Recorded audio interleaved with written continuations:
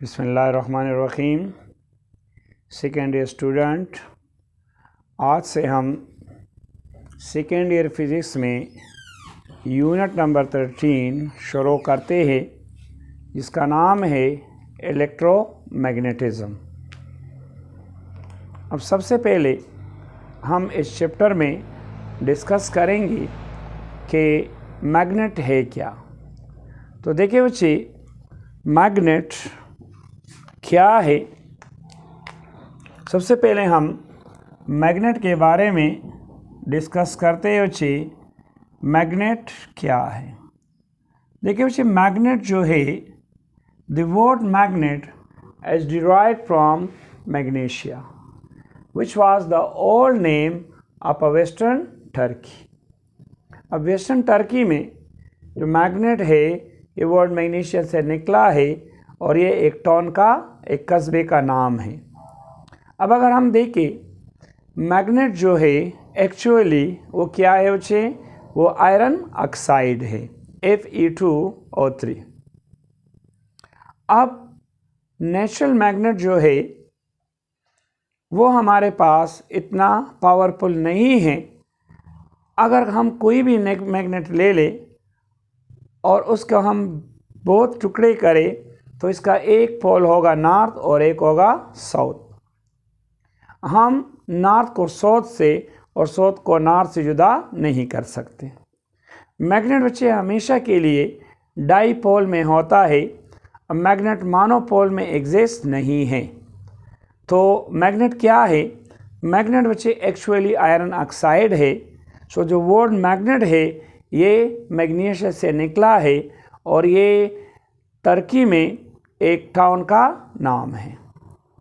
अब जिस तरह हम कहते हैं कि नेगेटिव और पॉजिटिव चार्ज एक दूसरे को अट्रैक्ट करते हैं, मतलब similar charge repel each other and opposite charges attract each other, तो इसी तरह जो मैग्नेट के पोल है, नॉर्थ नॉर्थ एक दूसरे को रिपेल करेंगे और नॉर्थ साउथ एक दूसरे को क्या करेंगे, अट्रैक्ट करेंगे।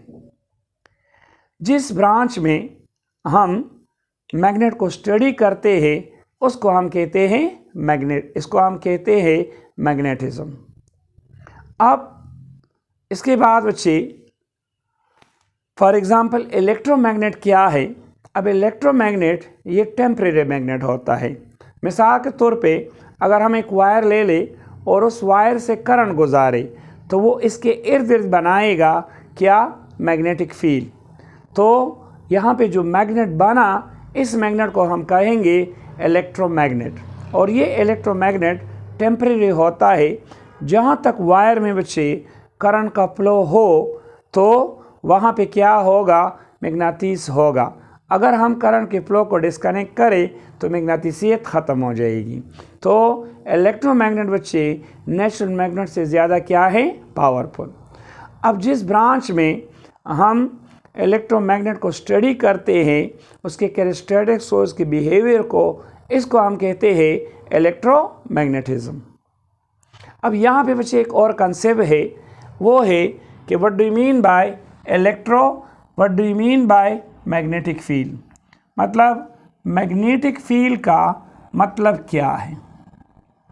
देखिए बच्चे, जिस तरह इलेक्ट्रिक फील्ड होता है इसी तरह मैग्नेटिक फील्ड भी है। तो मैग्नेटिक फील्ड को हम डिफाइन कर सकते हैं। इसकी डिफिनीशन है बच्चे, द रीजन और space around a magnet in which the effect of other magnet can be felt is called magnetic field. अब देखिए, मैग्नेटिक फील्ड जो है बच्चे, it is a vector field, it is a vector field and अब ये क्या है, एक वेक्टर फील्ड है अब यहाँ से मिसाल के तौर पर मैग्नेटिक फील्ड से जो मैग्नेटिक लाइंस ऑफ फोर्सेस निकलती है, इसको हम कहते हैं मैग्नेटिक फील्ड स्ट्रिंग, और उसको हम रिप्रेजेंट करते हैं किससे बच्चे? बी से। अब मैग्नेटिक लाइंस ऑफ फोर्सेस को स्टडी करने के लिए हमारे पास बच्चे क्या है? कुछ रूल है। तो इसमें हमारे पास जो एक रूल है इसको हम कहेंगे राइट हैंड रूल। अब राइट हैंड रूल क्या है? फॉर एग्जांपल बच्चे देखिए, ये हमारे पास एक कंडक्टर है। अगर इस कंडक्टर को हम इस तरह ग्रेप्स करें तो जो थंब है बच्चे, thumb show the direction of current and curl finger show the direction of magnetic field. अब कोई भी कंडक्टर हो, मिसाल के तौर पे अगर कंडक्टर को मैं इस तरह पकड़ूँ तो thumb show the direction of current और करल finger show the direction of magnetic field. तो इसी वजह से हमारे पास जो मैग्नेटिक फील्ड स्ट्रिंग है, मैग्नेटिक लाइंस ऑफ फोर्सेस है, वो क्या है? वेक्टर क्वांटिटी है। तो मैग्नेटिक फील्ड हमारे पास क्या हुआ? ये है एक वेक्टर क्वांटिटी। अब सबसे पहले मैग्नेटिक फील्ड को बच्चे ट्रेस किया प्रोफेसर हेन्स और एस्टेड ने। किसने ट्रेस किया? प्रोफेसर हेन्स और एस्टेड ने पहली दफ़ा बच्चे एक्सपेरिमेंट किया। इन्होंने क्या किया? यहाँ पे उन्होंने बच्चे इस तरह एक कार्डबोर्ड लिया, ये एक गत्ता है। अब इन्होंने इसमें से एक वायर गुजारा। अब जो ही इसको वायर में से उन्होंने करंट गुजारा तो यहाँ पे क्या क्रिएट हुआ? Magnetic field. अब इसी मैग्नेटिक फील्ड को ट्रेस करने के लिए हमारे पास क्या है? या तो कंपास नीडल होता है। अब इन्होंने जब इस पे आयरन फिलिंग सस्पेंड किया तो उन्होंने इस तरह एक सर्कल अडॉप्ट किया, और ये क्या है? Magnetic field. तो प्रोफेसर हेन्स और एस्टेड ने कहा कि जब भी हम किसी वायर में बच्चे करंट गुजारते हैं तो वो अपने इर्द क्या बनाएगा? एक मैग्नेटिक फील्ड, और इसी मैग्नेटिक फील्ड को हम ट्रेस कर सकते हैं with the help of what? Compass needle. अब इसमें जो इम्पॉर्टेंट बच्चे क्वेश्चन है जो अक्सर पेपर में आता है वो हमारे पास है, force on a current carrying conductor in a uniform magnetic field, या इस तरह पेपर में आता है बच्चे कि आर प्रूव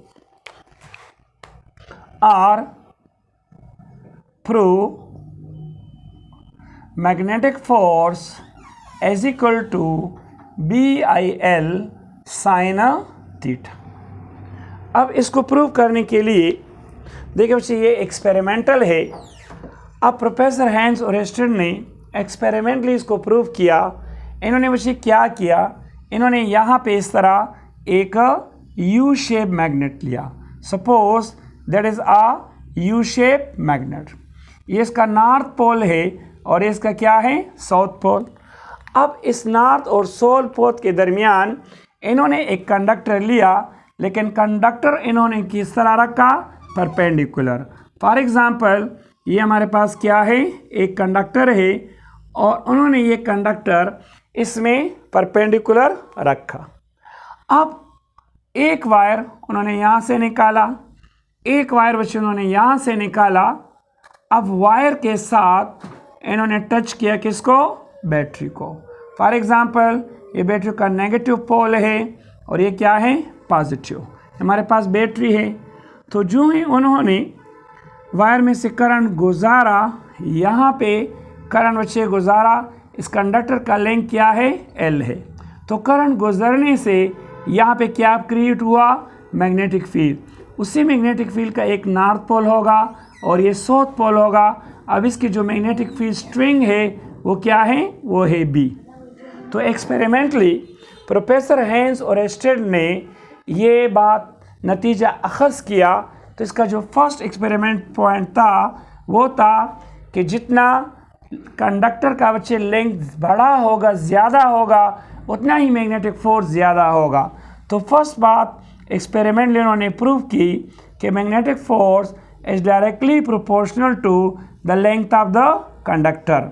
मतलब जितना कंडक्टर का लेंथ ज़्यादा होगा उतना यहाँ पे मैग्नेटिक फोर्स ज़्यादा क्रिएट होगा। दूसरी बात ये है कि यहाँ पे देखिए बच्चे, मतलब जितना मैग्नेटिक फील्ड स्ट्रिंग ज़्यादा होगा उतना ही मैग्नेटिक फोर्स ज़्यादा होगा। मतलब करंट का फ्लो ज़्यादा है तो जाहिर ही है कि मैग्नेटिक फील्ड। थर्ड पॉइंट ये है कि magnetic force is directly proportional to the current flowing in a conductor. मतलब कंडक्टर में करंट का फ्लो जितना ज़्यादा होगा उतना ही मैग्नेटिक फील्ड स्ट्रेंथ ज़्यादा होगा। लेकिन यहाँ पे क्वेश्चन है कि यहाँ पे बच्चे कंडक्टर को हमने परमानेंट मैग्नेट के अंदर क्यों रखा। अब देखिए यहाँ पे जो करंट जाता है ये मैग्नेट बनाएगा, तो इसका एक नॉर्थ और इसका एक साउथ, तो नॉर्थ नॉर्थ साउथ साउथ को रिपेल करेगा और यहाँ पे बच्चे जो करंट का फ्लो होगा वो क्या होगा, यूनिफॉर्म। फोर्थ पॉइंट ये है कि हमने कंडक्टर को परमानेंट मैग्नेट के अंदर रखना है परपेंडिकुलरली। तो जब हम ये परपेंडिकुलर रखेंगे तो यहाँ पे बच्चे जो ट्रिग्नोमेट्रिक रेशो होगा वो है 9, वो होगा साइन थीटा, क्योंकि साइन 90 हमारे पास क्या है 1। तो फोर्थ पॉइंट है कि magnetic force is directly proportional to the angle. So equation number 4। अब इक्वेशन नंबर 1, 2, 3, 4, 5 ये तमाम एक्सपेरिमेंट से जाहिर है अगर हम इन तमाम को कंबाइन करें। सो देखिए बच्चे, combining equation number 1, 2, 3 and 4 we can get. तो देखिए बच्चे, हमने magnetic force is directly proportional to BIL sine theta. अब यहाँ से अगर हम प्रोपोर्शनलिटी साइन बच्चे रिमूव करें तो हमारे पास आएगा वट कांस्टेंट। तो यहाँ देखें BIL साइन थीटा। अब यहाँ पे जो कांस्टेंट है इसके वैल्यू हमने क्या रखनी है, K। तो magnetic force is equal to यहाँ पे क्या है BIL साइन थीटा। यहाँ पे कांस्टेंट की जगह हमने क्या रखा, K। So magnetic force is equal to K BIL sine theta. अब यहाँ पे अगर हम K की वैल्यू क्या करें, 1 लगा ले। अब यहाँ पे हमने K की वैल्यू 1 क्यों ली, इसकी वजह ये है बच्चे कि हमारे पास अगर एक कंडक्टर हो, उस कंडक्टर का लेंथ 1 मीटर हो और इसमें 1 एम्पियर करंट गुजर रही है और 1 एम्पियर करंट गुजरने से उसकी जो मैग्नेटिक फील्ड स्ट्रेंथ वो है 1 टेस्ला और 1 न्यूटन फोर्स इसमें क्रिएट हो रहा है। तो के और एंगल हमारे पास 90 हो तो के हम इसकी वैल्यू क्या करेंगे, 1। तो यहाँ पे देखिए मैग्नेटिक फोर्स हमारे पास आ गया BIL साइन थीटा से, that is my equation number A। अब इक्वेशन नंबर A जो है, so that is the magnitude form of magnetic force. अब हम जानते हैं कि force is a vector quantity. Force क्या है बच्चे, फोर्स हमारे पास वेक्टर क्वांटिटी है। तो हम इसको लिख सकेंगे कि magnetic force is equal to यहाँ पे BIL sine theta N unit vector. अब इसको हम इस तरह भी लिख सकते हैं कि magnetic force is equal to, अब करंट क्या है, स्केलर है, तो हम लिख सकते हैं B क्रॉस L। ये भी वेक्टर, ये भी vector. So both are the vectorial form of what force. अब यहाँ देखिए बच्चे मुख्तलिफ केसेस डिस्कस करते हैं, फिर हम यहाँ पे मैग्नेटिक फील्ड स्ट्रेंथ का यूनिट डिस्कस करेंगे। तो केसेस देखिए बच्चे, एफ देखिए बच्चे, केस नंबर 1 है। केस नंबर 1, अब हमारे पास फार्मूला है बच्चे, देखिए वी नो दैट, फार्मूला हमारे पास मैग्नेटिक फोर्स का है कि BIL साइन थीटा। अब अगर यहाँ पे हमारे पास जो एंगल है, इफ एंगल इज 0 डिग्री और 180 degree, so in both cases the magnetic force should be what minimum, because BIL sin 0 degree and we know sin 0 degree or sin 180 degree both are equal to what, 0. So magnetic force will be what, magnetic force will be 0, means magnetic force will be minimum. अब case number 1, इसके बाद बच्चे case number 2। Case number 2 ये है,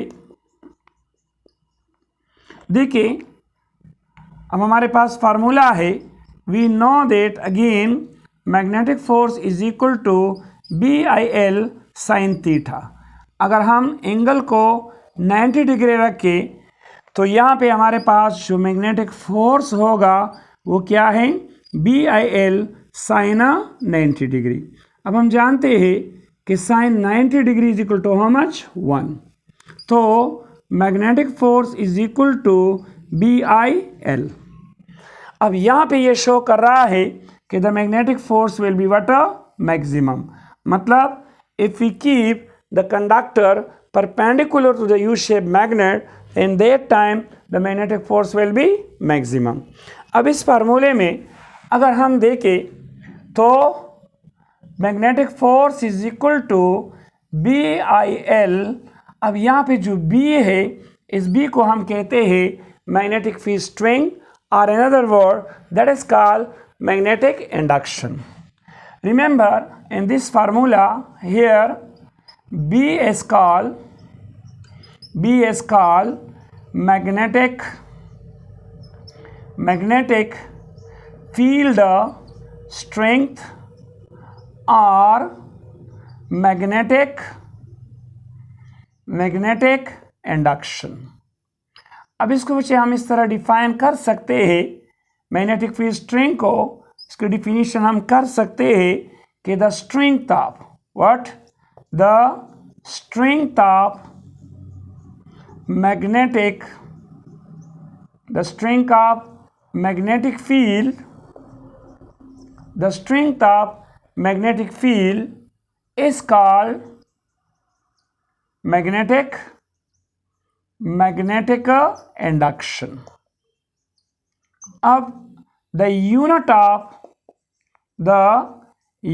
of magnetic induction is, अब इसका जो unit है बच्चे, इसको इंट्रोड्यूस किया था निकोला ने। किसने बच्चे, निकोला ने। तो इसी वजह से मैग्नेटिक इंडक्शन का यूनिट क्या है, टेस्ला। असल नाम था निकोला टेस्ला, तो इसकी नाम की बदौलत इसका नाम पड़ गया बट निकोला टेस्ला। अब हम टेस्ला को डिफाइन करते हैं कि 1 टेस्ला है क्या। अब देखिए बच्चे, यहां से देखिए,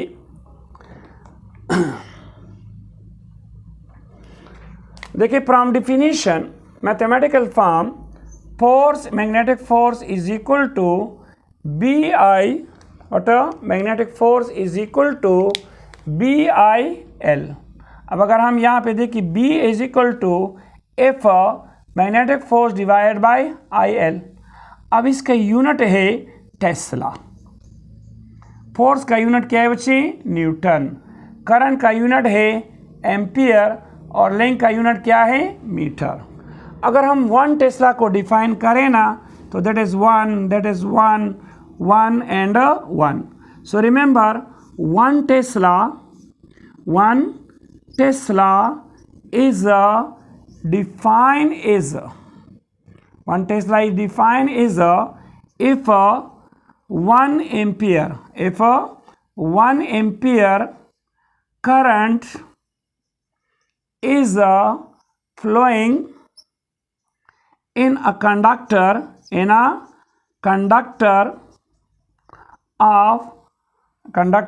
of length 1 meter and magnetic force, the magnetic force is 1 Newton, then this is called 1 Tesla. What? 1 Tesla. Remember 1 Tesla is also equal to Weber, what? Weber per meter square. Now what is the Weber? We discuss later on. Remember Weber is the unit of magnetic flux. तो इसके बाद हम इसको discuss करेंगे. But remember in CGS system, the unit of magnetic field string is also gauge. So in a CGS system, the unit of magnetic induction is what is gauge. Remember, 1 gauge is equal to 10 to the power minus 4 Tesla. 1 gauge is equal to how much? 10 to the power minus 4 Tesla. So 1 Tesla is equal to 10 to the power 4 gauge. So gauge is the unit of magnetic induction in which system? In CGS system. So remember, our earth magnetic field string is how much? Our earth magnetic field strength is how much? That is a 1/2 gauge. So 1/2 gauge means 1/2 10 to the power minus 4 Tesla. That is our earth magnetic field string. इसके बाद बच्चे इंशाल्लाह हम discuss करेंगे magnetic flux को. तो next हमारा जो टॉपिक होगा, जो लेक्चर होगा, वो है magnetic flux. And magnetic flux में हम डिस्कस करेंगे इसके cases and magnetic flux density. So thank you students.